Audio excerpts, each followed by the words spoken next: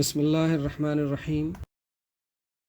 اور ہم نے قوم سمود کی طرف ان کے بھائی صالح کو بھیجا۔ انہوں نے کہا کہ اے میری قوم، تم اللہ کی بندگی کیا کرو، اس کے سوا کوئی معبود تمہارا نہیں ہے۔ تمہارے رب کی طرف سے تمہارے پاس ایک کھلی نشانی آ چکی ہے، یہ ہے اونٹنی اللہ کی جو تمہارے لیے ایک نشانی ہے، سو اس کو چھوڑ دو کہ اللہ کی زمین میں کھاتی پھرا کرے، اور اس کو برائی سے ہاتھ بھی نہ لگانا، کبھی تم کو دردناک عذاب آ پکڑے۔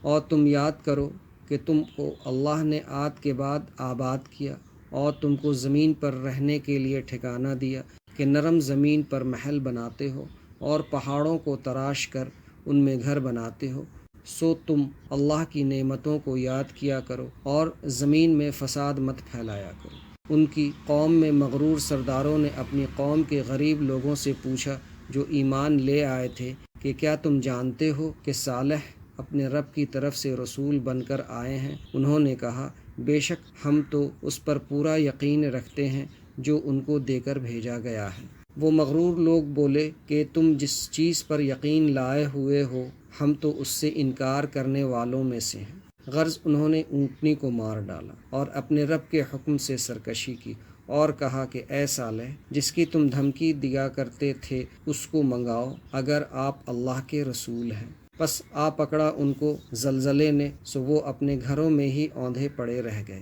اس وقت صالح علیہ السلام ان سے منہ موڑ کر چلے اور فرمایا، اے میری قوم، میں نے تم کو اپنے رب کا حکم پہنچا دیا تھا اور میں نے تو تمہارے ساتھ بھلائی کی تھی، لیکن تم بھلائی کرنے والوں کو پسند ہی نہیں کرتے تھے۔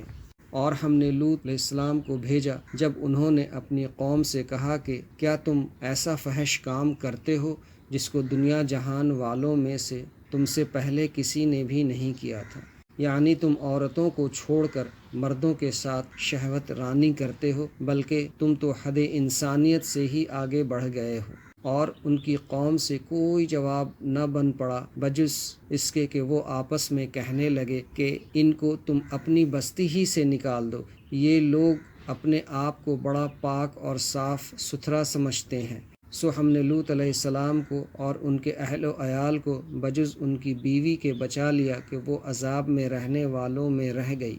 اور ہم نے قوم لوط علیہ السلام پر ایک نئے طریقے کا مہ برسایا، ذرا دیکھو تو صحیح کہ مجرموں کا انجام کس طرح ہوا۔